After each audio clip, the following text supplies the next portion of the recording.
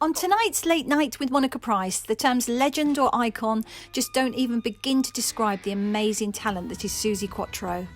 Almost 60 years strong in the business, she's reported to have sold over 50 million records worldwide and continues to perform live and release groundbreaking albums. She's had #1 singles in the UK, Europe and Australia, such as Can the Can and Devilgate Drive. So make me stand for your man, oh man. Try to can the can. Put your man in the can, oh man. Get up while you can.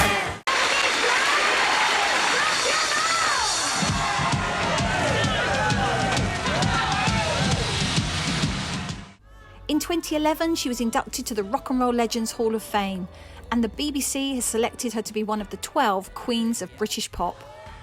Suzy's most recent studio album, The Devil in Me, is released this month, and tonight we talk about her amazing career, how she created the new album, collaborating with her son Richard, all during lockdown, and of course the explosion of creativity Suzy has experienced during isolation. Tonight, let me introduce you to the formidable Suzy Quatro. Hi Suzy, how are you? Thank you so much for joining me on my show tonight. Fantastic to have you. It's my pleasure. Thank you for having me. You know, you've been doing a whirlwind, haven't you? Stop really of interviews after interviews, because your new album, The Devil in Me, with a title single, The Devil in Me, is out now. The single is out and the album is coming out on the 26th of March, I believe. Yes, called the same thing, The Devil in Me, because I am the devil in me. I was going to have to say to you, there's a little bit of a theme going on there, Suzy, like Devilgate Drive, you know, Devil in Me. You know, yeah, there was and the 2006 album was called Back to the Drive. I'm wondering what's going on. But my mother, I have to say, my mother always used to say to me, and it's kind of where the song was born, that I was the shyest of her 5 children, but also the one with the mischief in my eyes. Yeah. And she used to say it all the time, Susan, you were an angel until your halo slipped and it became a noose. And I have always got mischief in my eyes, and if I can cause a little bit of trouble, mischievously, I will. Oh, disgracefully, that's what I say all the time. Exactly. One of the things that you said actually at the She Rocks Awards, and you won the Icon Award, and you said there, can you remember what you said? You said there something about, I do have balls, women do have balls. But yes, I know what I said. We have them in our heads. I said, I do have balls, women do have balls. We keep them in our heads where they don't get kicked. I love that line. Is that the truth? Ain't that the truth? Exactly. Ain't that the truth? We are the stronger sex in most ways, maybe not physically, but in every other way we are. We just are. And I don't even do gender. That's what's so funny. Yeah. I don't really do gender, but I do have that little feminine card in my back pocket that I pull out when I need to. Quite right. That's it.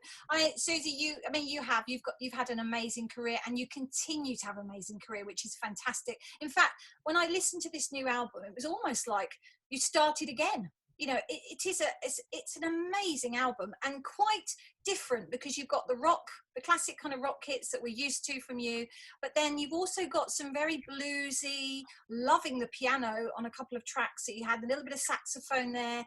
Was that deliberate? Because I know you collaborated, didn't you, with your son on this one, Richard?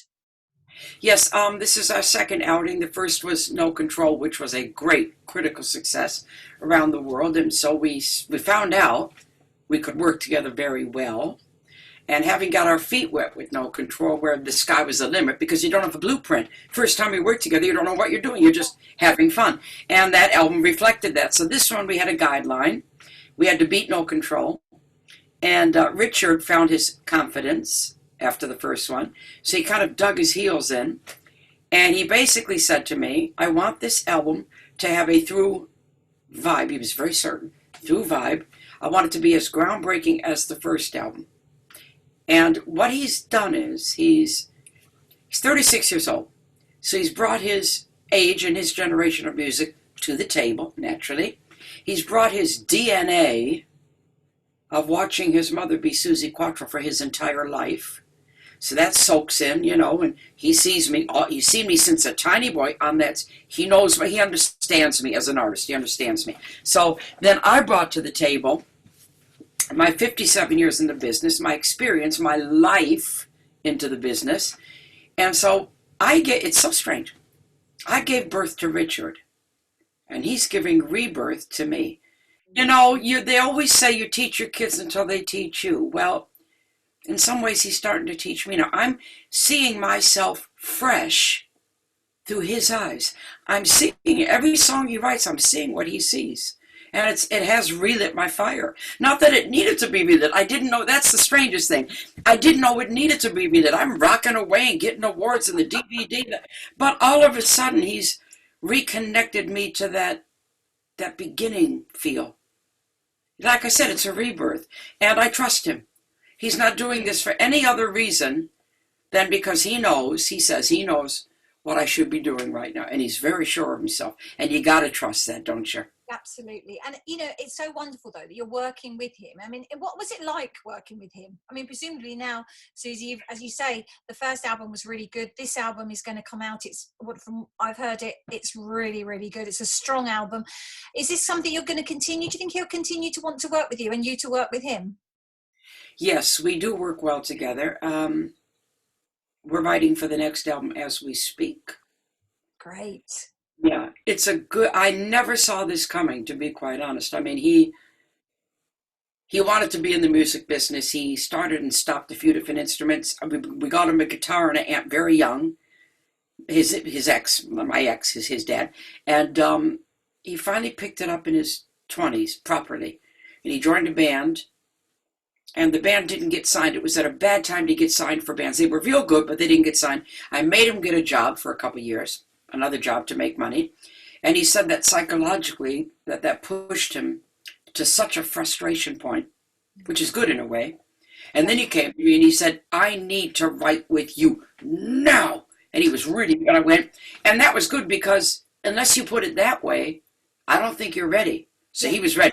And that's what led to No Control. And then he was right, you know, we followed it along. And now I trust him with this. Yeah. And he hid it. He hid his talent for so long.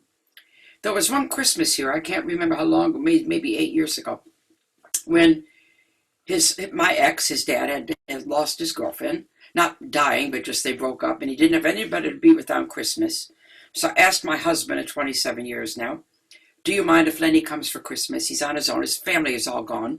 And my husband said no, as long as he cooks, because he's a great cook. So he came and cooked dinner. And we were in the kitchen talking, and my son was in the front room playing, and he said, have you heard Richard play guitar? I said, no, not really. He said, go listen. And I went in that front room, and he didn't know I was there. And I went, it's like he hid it. Wow. He hid it until he was forced to bring it out. Now it's out in spades. Now he's got his confidence. Maybe he was afraid of failing, you know, when you got a famous mom and a dad who was in the band and, you know, that kind of thing. So, yeah, I can understand that. But, boy, oh, boy, the gloves are off now, I can tell you. And you're writing a third album already with him, so that's fantastic. Can't seem to stop. I am finding so much I'm looking out the window, so much inspiration. I can't stop. I got so much to say. It's a tough time at the moment because obviously we've had to come through this pandemic. We're still coming out of it. You know, I mean, Raina, we were just talking, you know, you've had troubles coming in, coming out because you don't live together. It's just such it's almost so difficult now, but it seems to me that the isolation that you've had that really has been forced upon us for someone like you, Suzy, it's really your creativity is just, wow, it's gone crazy. It's gone bananas, and it has kept me alive. I have to say, it's kept me alive. In fact, funny, my husband and I, he's here now, he goes home in a day or so, just whisked him off for another COVID test. We were having an argument just a few minutes ago, and it wasn't an argument, it was the stress of this. Yeah. I'm writing a song about it now, just as we're speaking. I came into this while I wasn't quite ready, and I had to say to him, and he heard me, I said, you know what? We are not arguing. Do you get it? Do you get it? I said, you want to live in Hamburg, I want to live here. We've never had any problem with that. You prefer it there, I prefer it here. 27 years it's worked. Yeah, it's right great. now, they're not giving us a choice, right? So I said, you have to remember, Rhino, we love each other. No virus can kill that. And he heard me, and we walked along. We had a little walk right now. I said, don't let this affect us, because it shouldn't. This is something that's happening to everybody in the world. everybody. But I mean, we just need to find out where we're going to do it. Oh, it's awful for everybody. It is. And I mean, the music industry in particular, Susie's taken Underneath. such a hit. I mean, with venues, various musicians, I would be around the world. We'd be interviewing you in a studio now. It's all just stopped. Bands that were coming over from America. And it's almost as this, but it's the one thing that's been keeping people sane, I think, music. And yet it's the one industry that appears to have just been forgotten. And I mean, your shows, all your shows had to be cancelled, of course. Sure, I got them all in the for this year, but there's no guarantee they're going to happen. Yeah, I was going to ask you. Nobody's helping the music industry. I'm lucky. I'm not complaining money-wise. I'm not money motivated. I'm comfortable till the day I die. I'm complaining because I love what I do. And they've taken it away from me. I've done it for 57 years. Look at the people that live hand to mouth in this industry. Yeah. This is what they do. Not just me. But my heart is broken. I mean, I want to be out there entertaining, but at least I'm creating. At least I can do that. They can't stop me doing that. They can't stop the artistry in me. No. And they can't stop the artistry in any musician, no. actually, can they? No. And for you, as you say, you've cancelled all of your gigs now up until for the rest of the year. Have you got any planned, or have they just been postponed, or what's happening? They've been postponed. I've got a full list from May onwards of everything from last year. But my husband, who books me, keeps saying, I can't see any of them happening, but we'll see. We can only go bit by bit, Yeah, and then with 2022, you've been booked to go to the Royal Albert Hall, haven't you? Is that one still going to go ahead? The Queen of Rock and Roll is playing the Royal Albert Hall. Every time somebody says, and I have to wave. I love that I can say that. I just love it. Now that is one gig that I'm not going to miss for sure. I'm not going to miss it. That is going to be so. I mean, have you noticed though, Susie? Because you've been 57 years in the industry. What would you say has happened to the music industry? Good things and bad things. If you were to say, right, what's the best thing that's happened to our music industry? What would you say? God, what's the best thing that's happened? Best thing. I guess that the industry is now trying to get, I have to say it money-wise because all the artists are suffering. They're trying to get more fair understanding that it's streaming and digital and this and that, and the artists aren't physically selling the CD. There's not even hardly any record shops. Sure, there's CDs, but most people will be streaming, So that affects what artists can, that part of their income.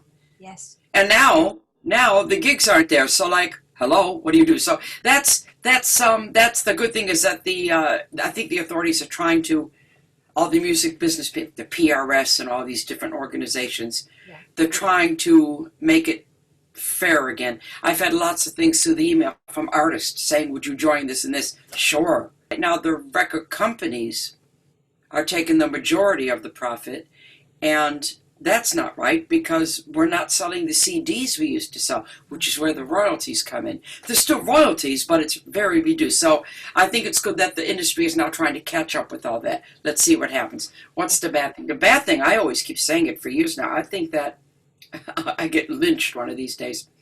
I think that the reality shows have had a very bad effect on the music business. I've said it for a long time now. Put my neck on the line maybe 6 years ago.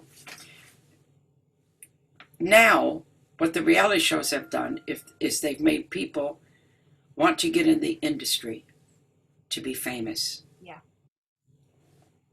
And that's it. All they want to do is be famous. I am sorry. That is not the motivation to get into this industry. That is not. I've never been fame orientated. I've never been money motivated. I do it, and this comes from the bottom of my heart. I do it because I have to do it. It's what I do. I've been up at pubs all over the world, even famous. I don't care. Give me the bass. I jam. I love what I do. And, when you give people this expectation that they can be cooking hamburgers one night in a takeaway place, and the next day doing a production on TV for millions of people that not even seasoned hit artists get, how can this be called a reality show? Yeah. I think there's Sorry. quite a few people that would agree with you on that, Susie, because we are awash with reality shows at the moment, in the UK and America actually, and I think Even the Masked Singer, I mean, and I'm not, actually, I'd be very fair, I'm always fair. I will watch the X Factor and all I'm sure, because it's entertaining. Of course it is. Nobody takes that away. And in fact, it's damn good entertainment. But I don't agree with the effect it's had, because true talent does not go on a millions and millions of viewer TV show and find fame the next day. They don't even have the tools to deal with the so-called fame if they get it. And it proves my point when you go back through all the years and try to name the winners of these shows. I was just about to say that. We don't remember them, do we? So what does that tell you? Some of them who have made it will have obviously have made it anyway. Yeah. There are some. But most of them, you don't even know their names. So all this big production, and the winners, and who come you sucking up. And then next year, who was it? You go, I don't know. Yeah. So really, it is. In fact, they're using them up as entertainment. There has been quite a few, people talk about that and say that, what about their mental health? How are they actually looking after them? Because you're quite right. When you're talking about those people that become even won things like the X Factor, you can never name them. You never know who they are. So what's happened to them? So, but can you imagine how difficult it must be for them as musicians? Obviously, they've been built up and told they're fantastic, and then they leave that show and they just disappear into the abyss. And it's not a reality show. It's an unreality show. Yeah. You're picking them out of obscurity. You're forcing them in front of millions of people, and then after that, finished. This is not the business. Luckily, I came up the hard way, and I came up through a show business family, and I know how precarious it is. There's no guarantee you have one hit one day, and you're not going to. I've always been prepared for it, and just grateful for everything that I have, and every day I've been allowed to spend in this business. I'm very realistic about it. Yeah. Yeah, I have the tools to deal with it. Yeah, you started, as you say, with your sisters, didn't you? It was called the Pleasure Seekers, weren't you? And and then of course you had was it 1973, Susie, that you decided? Well, you were picked to 71, and then you went off on your own, and that changed, didn't it? That really changed your career, really. Well, it was 1971. I was in the band from 1964. With my sisters. That lasted till the band changed to another kind of band, but I was still in it. And then in 1971, and believe me, I was always waiting for the tap on the shoulder. I just knew it. I just did. Because you do know it. You do know it somewhere deep inside. So I was waiting, and Mickey Most came to Detroit in 1971. He saw the band. He didn't want the band. That same week earlier, Elektra Records had seen the band. They didn't want the band. They offered me a solo contract. Mickey came, saw the band, didn't want the band, offered it to me. I came to England. I could have gone to New York, but I came to England. And it was hard. Must have been very hard. Emotionally, yeah. It was a no-brainer that I was going to go because that was my shot. But it was hard emotionally because I was leaving my home and my family band and, So, that part was hard. And then I arrived and the success didn't come right away, and I was in a tiny little room in Earl's Court with no money, no friends, a little bed, bathroom down the hall, a cracked mirror, and a sink, so, oh my God, so different to what I was brought up with. But I was determined. I was just about to say that. This is reality. This is how you make it. You do suffer for it. You do go through the ups and the downs and the ups and the downs, and maybe someday you're there and you don't make it at all, and it's all part of it, So that's how a star, if you like, is born, through the struggles, not through the overnight success. And that never happens anyway, because overnight success is, again, the next day overnight failure. Did I just say that? Yeah, it's very true. And then, of course, you did your documentary last year, Suzy Q. And again, that was very raw, open, honest documentary, Susie. Was that intentional? Was that the way you meant it to be? Or was it just a kind of the sort of natural progression of the filming as it took place? No, it was exactly how I meant it to be. I am that kind of person anyway. Yeah. And when we decided to do the film together, I actually said to the director, here's the ground rules. If you are thinking of making a, gee, I think she's great documentary, you got the wrong girl. I don't want that. I know I have editing scissors, but even if I'm uncomfortable, if what is being said is true and valid to the story and what that person thinks, it stays in. And I stuck to that. And there were moments where when I was watching it with the audience where I wanted to crawl out. And those moments, they're probably the best moments, the most valuable moments in the film. So yes, I approached it that way. I said I wanted it warts and all. And I opened up and gave it all. And that's why the critics around the world have loved it, for that element, for the honesty of it. Yeah. I think people like it when you're honest. They don't want to see you are the queen of rock and roll. I mean, when I was a little girl, I grew up and you were an icon to someone like myself, because there weren't many or any women, certainly not a female bass player, that during that time. And you were the first. Yeah, it was you. And and for me, that was growing up. That was fantastic, because again, nowadays, obviously, we talk about the equalities with women in the music business and any other industry, to be honest. But we openly talk about it. Whereas in those days, no one really even spoke about it. You just, but you could see your raw grit, really, for want of a better word, Suze. You could see that even then, because you were determined. You could see that determination, just like you said there. I was. I know. I've always been the same. Where I'm going, I'm going. If I'm going over there, I'm going. Nobody's in my. I'm going over there. I'm very determined to go. That word has been used to describe me very often. But in hindsight, I have to go in hindsight, and I don't lie about it. I did not know what I was doing at that time. I was just uncompromisingly sticking to who I am. I didn't call myself a girl musician. I just said I was a musician. I don't actually do gender very much. I really don't. Never have. I was always a tomboy, but still feminine with it. And I just waited. Once that documentary was made, and I watched it with an audience, I snuck in. I was at a Q&A, a premiere, and I snuck in. I wanted to see it with an audience. That's how you really can gauge that, because you get the reaction, By doing what I did, I gave women all over the world permission to be different. That's refreshing in a way that that's stupid or that silly, that I never thought about it. But seeing it in front of me, then I realized what the impact was.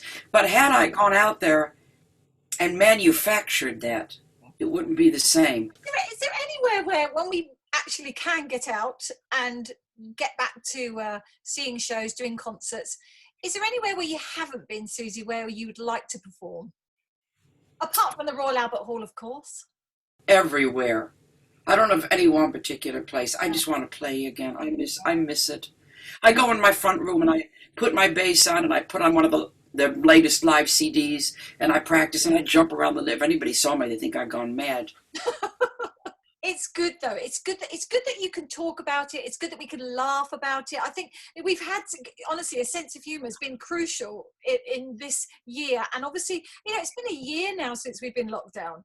And, and we're not out of it yet. We're still restricted for travel. We still can't go abroad, of course. People are desperately trying to plan holidays and things. And it's just, as you said, it's an uncertainty. It's an uncertainty. But for you, with this album, though, Suzy, obviously you created it in a year where we were under lockdown, and yes. And you've said you're desperate to get out there to perform the songs. I always put about 3 or 4 songs from wherever the new album is, so that I have to see which ones that'll go into the set. Yeah. The company had taken up the option. I said, okay, Richard, silver lining, we're going to write the album. And we did. We just got our heads down and wrote. I still haven't stopped yet. And I got very busy on the social media, you know. Which is great, because you're connecting with lots of fans, which is great. Oh, I had to, because I'm a communicator, a creator, and an entertainer. This is what I am. And so I started like Suzy Quatro's Baselines, you know, and I started a daily Instagram with a little bit philosophical Suzy Quatro Reel with a picture and an uplifting message, hopefully.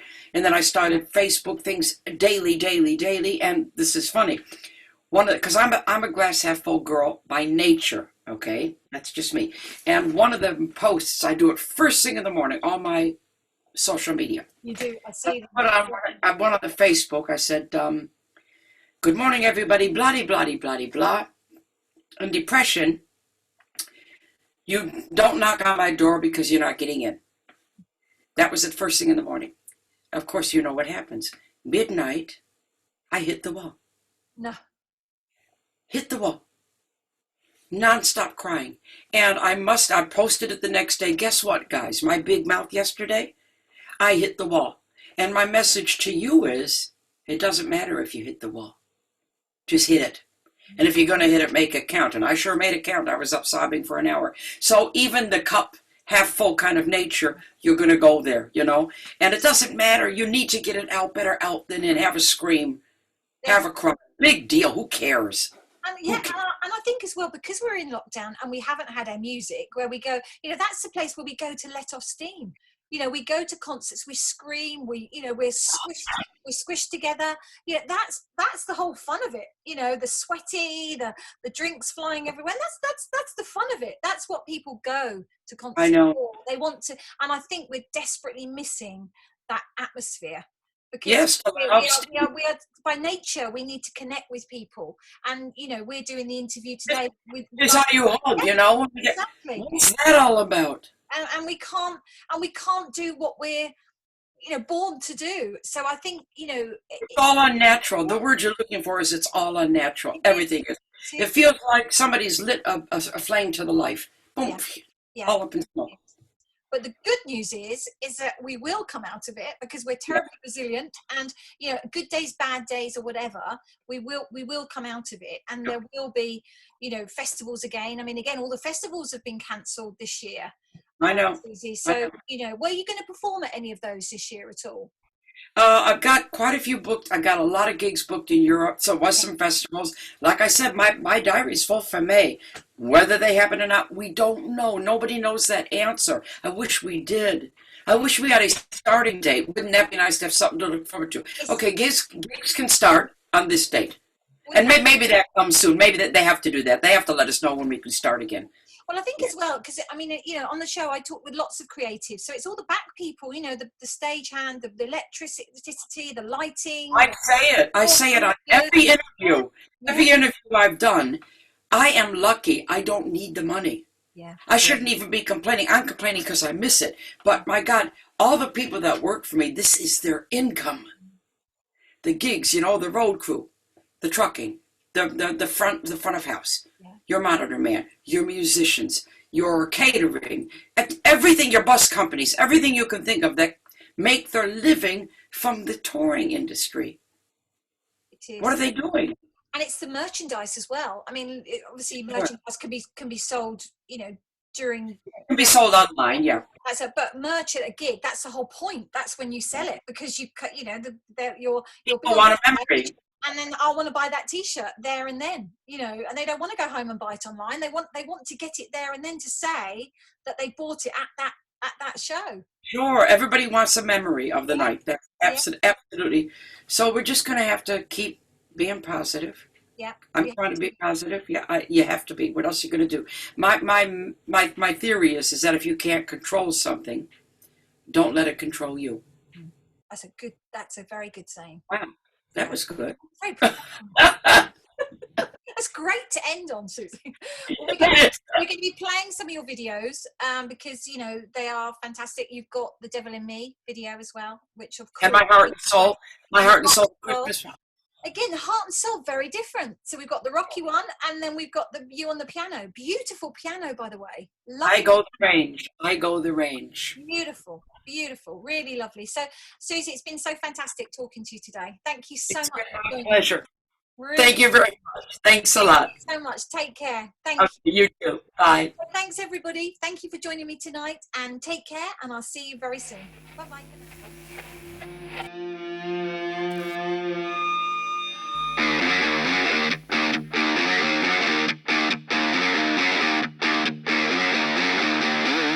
no hero, marks on my soul. I made mistakes, I've been down that black hole.